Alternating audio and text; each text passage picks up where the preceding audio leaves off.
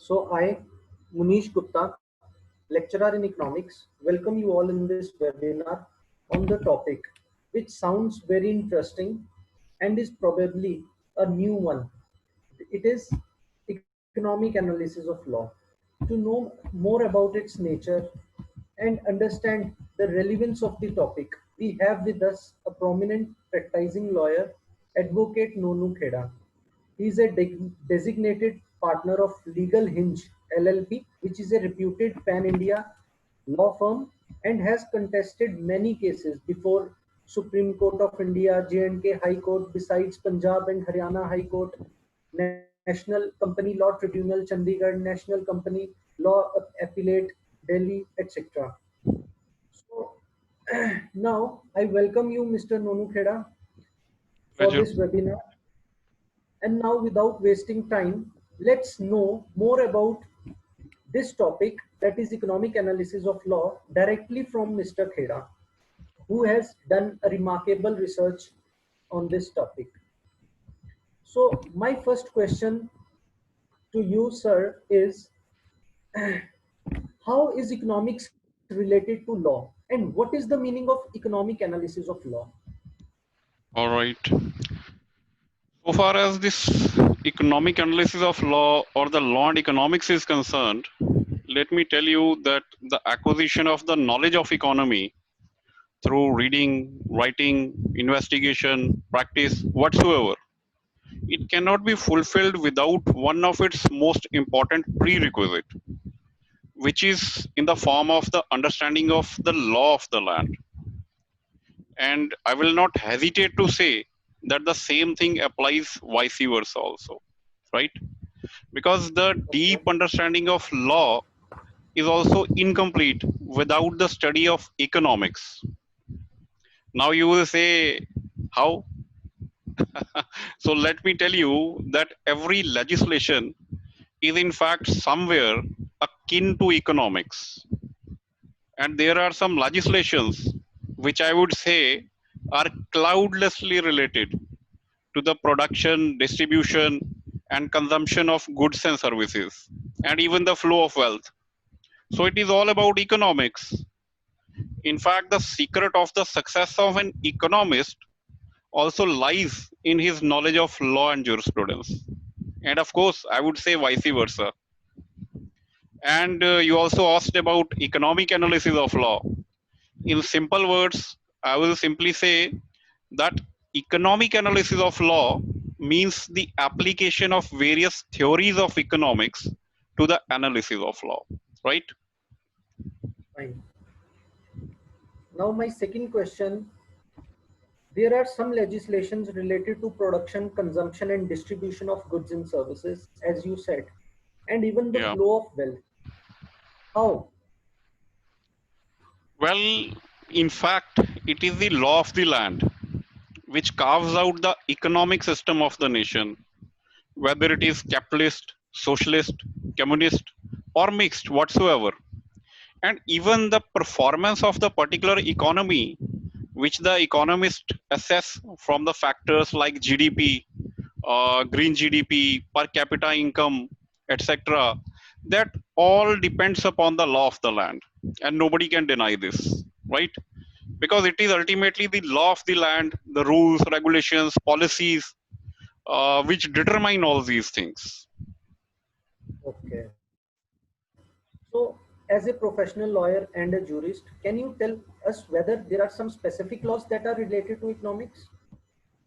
No, it would be wrong to say that there are only specific laws which are related to economics. In Okay. fact, laws are related to economics. Nobody can deny this. The only difference is that some laws are apparently related to economics and some are not apparently related. Let me explain this. See, Yes, for sir. example, all the banking laws, the property laws, the insurance laws, the compensation laws, even the Companies Act, and what you call this Insolvency and Bankruptcy Code, the Competition Act, even the Income Tax Act, all these are directly and apparently associated with the economy. And this is well understood.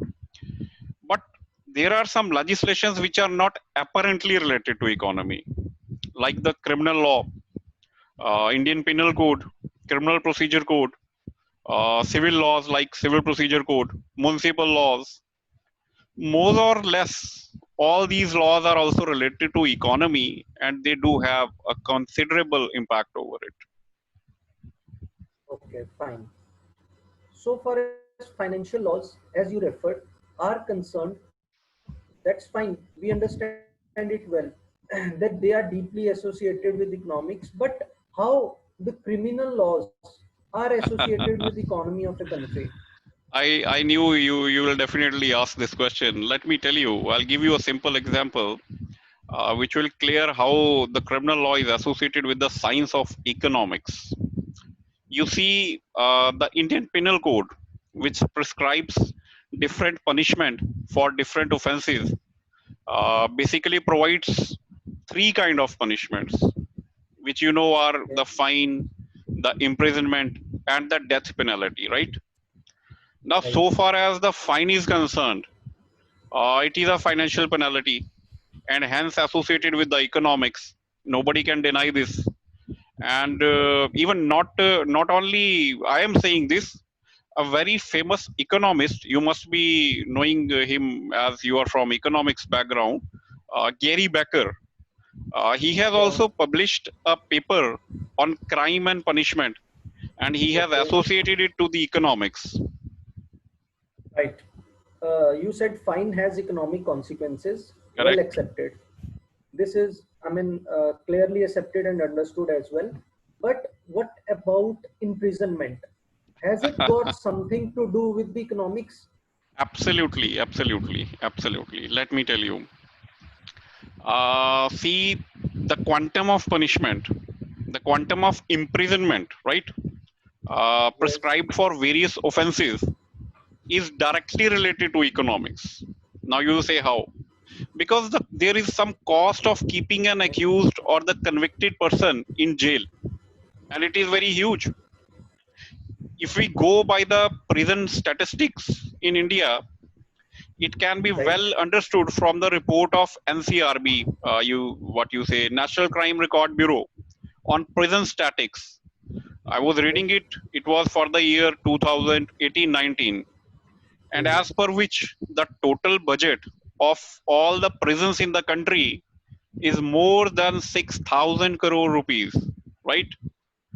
Oh And my God. definitely, if there is change in some imprisonment, if there is some change in the duration of imprisonment, it would definitely have an impact over the prison budget.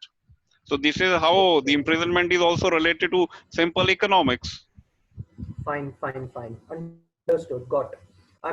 Cost and benefits, they are associated with the economics of the nation. That's right, Right. that's right. Okay. So now the legislations which are directly and apparently related to economy must be formulated with an economical approach. Right. What you say about this quote? Well, the legislations specifically related to economy are formulated and enacted only after going through several tests, and that too on Okay. various floors, right from drafting to enactment. And all such tests, they aim towards an ultimate equilibrium of both the micro and macro components of the economy, right? Because it has Right. to somewhere stabilize the components of the economy and carve some directions for the future growth of economy, and that too in Fine. sustainable aspects. Okay. Now, you mean before bringing up any legislation into force, the test of desirability of the same from juristic as well as economic frames is important, and the legal system and economy, they are inseparable from each other. Am I Absolutely right? correct. Absolutely correct. You are absolutely correct. In fact, the economic cost of the legal and strategical advantages of a proposed Okay. legislation has to be carefully assessed, right? Which is only possible Fine. by the blend of the jurisprudence and the science of the economics, which in broader terms we call it as the economic jurisprudence. And Okay. therefore, I can say that the economy of a nation and its legal system are Mhm. closely related, and they do share a sacrosanct approach. This is what I would say. Okay, how old is this relationship between law and economics? I mean, what about the origination of this concept? Origination. Okay. Well, the relationship between law and economics, I would say, is as old as the law or the jurisprudence is. However, Okay, the same had not been given much relevance in the past. And I would say till the arising of the concept of the modern relationship between the economics and law. I tell you, this was triggered by an article written by a British professor of economics. You must also be knowing about him, Ronald Harry Coates. I'm talking about Ronald Harry Coates. In the yes, year yes, yes. 19, in the year 1960, he Hmm. published an article. It was titled "The Problem of Social Cost," and it Yes, brought in light the concept of Coase theorem. Which yes, suggested yes, that yes, the well-defined property rights, uh, they could overcome the problem of the externalities, and as such it describes that the economic efficiency of the economic allocation or the outcome in presence of the externalities, right, which I think you can better explain since economics is your field. yeah, Externalities. sure. Yeah, sure. Why not? Actually, by quoting the Coase theorem and externalities, you reminded me of my college days. So, actually, externalities they refer to external effect of consumption or production without paying any penalty or price for the same. Externalities they may be negative as well as positive. So Right. maintenance of a beautiful garden by an individual, for example, it would raise the welfare of the neighbor even when he pays nothing towards the maintenance of that garden. Similarly, negative externalities they may also emerge, say when a factory causes pollution and it leads to ill effects on the health of all the people residing in the nearby areas. So that could be an example of negative externalities. Now Correct. there might be certain activities which have both positive as well as negative external effects. For example, pollination of surrounding crops by the bees that are kept for honey. That pollination by those bees is a positive externality, whereas if same bees sting somebody, that would be a negative external effect. So same activity causes positive or negative external effect. So these are the actually externalities. Correct, correct. And this article which I referred by Ronald Harry Coates, it carved the new Hmm. dimensions in the field, where I Yes. would say the law and economics they combine to form a bond, Okay. uh, uh, which principally depends upon the economy. You see, Fine. So that means the British economist Ronald Coase that you are quoting time and again, I mean, is he regarded as like the father of this no, legal no, no, and no, no, no, no, no, not at all. In fact, Ronald Harry Coates received a Nobel Prize in the year 1991 for this Coates theorem, as per which he yeah, said yeah, that there must be some specific property rights of the citizens. He got Nobel okay, Prize for fine, this, but we cannot regard him as the father of the modern law and economics, right? law and economics, right? So then, can you throw some Yes, light? yes, yes. Thereafter, in the year 1968, there was another economist. His name was Gary Okay, Stanley Becker, which I earlier also referred. okay, He published a yeah, paper on the crime and punishment and cited an economical okay, approach. I also earlier referred.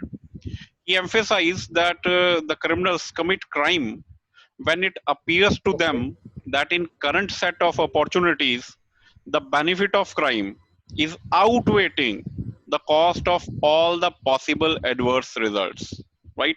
Including the apprehension of being arrested or the possibility of the conviction, right? As such, I would say fine, this Gary Becker, he also received the Nobel Prize for this paper. He advocated the okay, policy of the maximization of fine and minimization of surveillance. See, because the Okay. cost of raising the fine, that could be trivial as compared to the cost of raising the surveillance. Right, right, right. So I mean the people into the criminal acts, they would be discouraged by Correct. finding the cost high. Absolutely. Very true. Absolutely. Very true. Very true. So how did this modern concept of economic analysis of law finally evolve? Well, the modern concept of economic analysis of law in the present form, it evolved when an American jurist and the Okay. judge of the Court of Appeal, his name was Richard Posner, he published his book and it was titled The Economic Analysis of Law. It was in the year Okay. 1973. Okay. That means this concept of law and economics, it owes its origin to the work of Ronald Coase, Gary Becker, and Richard Posner. Well, many economists and jurists do believe what you said, but I Okay. respectfully disagree to the same.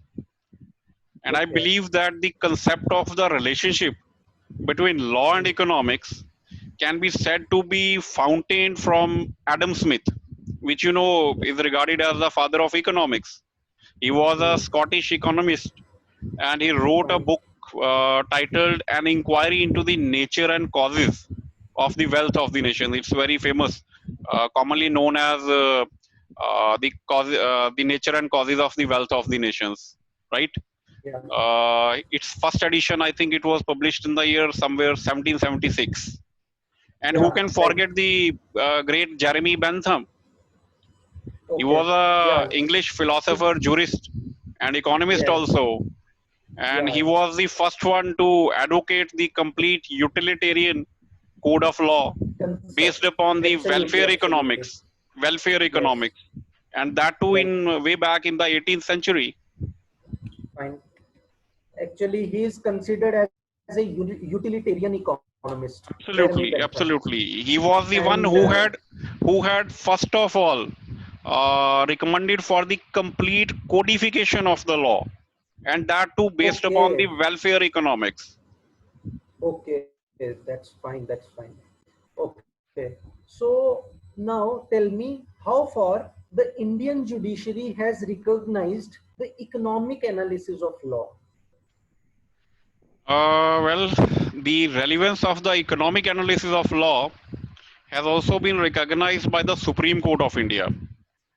Okay. In the year 2017, in one of the judgments titled Shiv Shakti Sugars versus Shri Renuka Sugars Limited, this Okay. judgment was authored by the great Honorable Justice A.K. Sikri and Justice A.M. Sapre. And the Honorable Court, while adjudicating this dispute, which was with respect to the grant of a license to a sugar factory, the court discussed the economic analysis of law in detail and Okay. held that the judicial wing, while undertaking the task of performing its judicial functions, is also required Okay. to perform its role in the development of the economy of the nation, right? Which you know Okay. calls for an economic analysis of law approach again. Further, the court also relied upon the theory of the economic analysis of law given by Richard Foster, which we discussed, right? Okay. Right. And furthermore, in the same judgment, the Honorable Court has held that in certain branches of law, there is direct impact of economics and economic considerations. They do play a predominant role, right? Which are even Fine. recognized as legal principles today. And most importantly, the court held that the first duty of the court is to decide the case by applying the statutory provisions.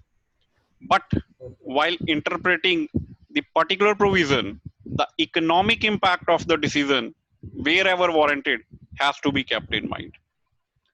And the court also held, which is very important, that in a situation where the two views are possible and there is a discretion given to the court by law, the court needs to lean in favor of a particular view which subserves the economic interest of the nation. So this is very important. Finally, our courts, they have also started the economic analysis of law. And Okay. I would not say that this is the only case in the year 2017 wherein the court has followed the economic analysis of law. Earlier also, the courts were protecting the economic interest of the country. But in this Okay. case, particularly, the theories of economic analysis of law, they have been followed. This is what I would stress upon. Okay. Even the Supreme Court of India, in another case, which is related to the banning of the firecrackers, you must be knowing about it. It was titled Arjun Gopal versus Union of India. The court also followed the same precedent which I referred in this case also, while discussing the economic hardship and right to health and life. And so far Fine. as the high courts are concerned, they are also not far. One such example is of the Honorable Chhattisgarh High Court at Bilaspur. This High Court has also followed the same concept of the economic analysis of law. In one case, it was titled, I think, E-Projects Private Limited versus State of Chhattisgarh. Okay. That means time has come when modern economic analysis of law in the Indian judicial pronouncements has started gaining momentum. Absolutely, absolutely, you are correct. And I would say the day is not far when the same shall become an intrinsic with the social desirability in context of the Indian jurisprudence. Okay, fine. Now, there has always been an attempt to achieve inclusive and more sustainable growth.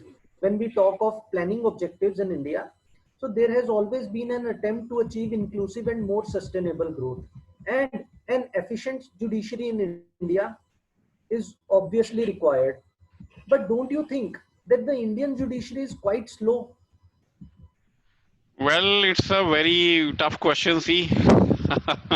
But so far as Indian judiciary is concerned, let me tell you seriously, Indian judiciary is already performing on the peak at its best. If we go by the aspects of the shortage of infrastructure, lesser number of judges per million population, Right? the higher quantity of litigation, and above all, the existing procedures of law crying for reforms. That's absolutely correct. And it is empirically proven that most of the developed countries, they have an efficient judiciary along with better infrastructure, which is probably one of the important determinants of economic growth. So are they the constraints when it comes to Indian context? And don't you feel they need immediate redressal? Now, let me tell you from the point of statistics. I knew you will definitely ask this. The economy of the country, it can be made to reach at the point of a steady peak in its graph if the Okay. need of bringing reforms in the field of law and justice is substantiated by Hmm. bringing advanced time bound procedures of law, and that Hmm. too based upon the economic analysis of law and the social analysis also, along Okay. with raising the number of judges per million population, besides modifying and strengthening the alternative dispute resolution mechanism. Okay. Let me tell you, as a lawyer, I have seen many cases where the cost of the litigation is much higher than that of the desired outcome of a case. Right. Let me give you an example.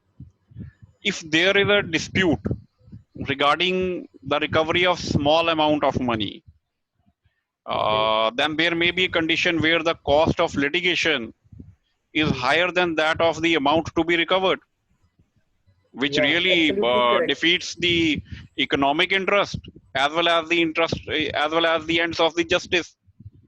Yeah, right. And now to overcome such problems, I Hmm. would say, in fact, I would suggest that a comprehensive law of negotiation based upon Okay. the economic analysis is required Hmm. in India, which shall not only reduce the Okay. cost of the parties in dispute, but also lessen the burden of the court. And overall, it will Fine. definitely reduce the cost of the this judicial machinery also, besides Okay. creating new opportunities in the legal profession. Yeah, that was a good suggestion actually for reducing the cost of litigation. But it is said that the justice delayed is the justice denied. And this is something really serious in context of Indian judiciary. So there must be some impact of delayed justice on the economy from the point of view of economic analysis of law. Yes, see, the impact of delay in grant of justice on the economy is always negative, I would say, because it Okay, always fine. escalates the cost with the passage of time. And this cost may be in the form of money, property, or even loss of the precious time, besides sufferings, which all could have otherwise been utilized for some development project, though at micro level, but contributing a bit at the macro level from an economic frame. Even the compensation or the interest which is awarded in some cases cannot make good the economic impact, the negative economic impact of the delayed justice on the economy. Fine, fine, And fine. again, I would say that an expedient solution to this lies in the economic analysis approach towards the entire justice delivery system, right from the formulation and the execution of laws to the infrastructure required to run the judicial machinery, including the required number of judges, besides special training of the lawyers and special focus on the economics jurisprudence, of course, in the academic curriculum of the professional law courses. See, this will build a balance of harmony between the jurist and the economist, which somewhere I would say we are lacking. My personal Okay. opinion is that we are somewhere lacking in the harmony between the jurist and the economist. If the legislations, the rules, and the policies whatsoever are brought in force, after formulating them with strict economic analysis, and of course, standing strong upon the test of the social desirability also, then both the economy as well as the law and order of the country, they are bound to flourish. They are bound to flourish towards an eminence, fountain Fine. a complete welfare state with the maximized strength. And this is what you want. Okay. Right. So increasing number of judges per million population, training of lawyers, negotiation. So these are some advices that would be, I feel, that would be really important and helpful in improving the economic and judicial system of the nation. Everything from the economic analysis of law, from the point of Yeah. view of the economic analysis of law. This is what is Fine, fine, required in fine. our country. You Okay. see, some of the developed countries like America, they do have a very good judicial system, and Yeah. their judicial system is based upon the economic analysis of law, Right. right?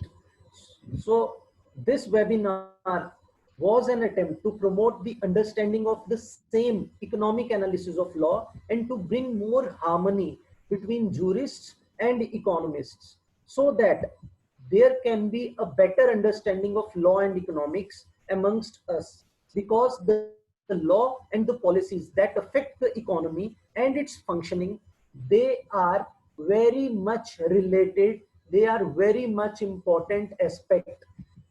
My regards to Mr. Nonu Kheda, advocate, for sparing his valuable time for this seminar and making us understand what is economic analysis of law and how this science of economics can be used to interpret the law. Now, on the behalf of Indian Law and Economics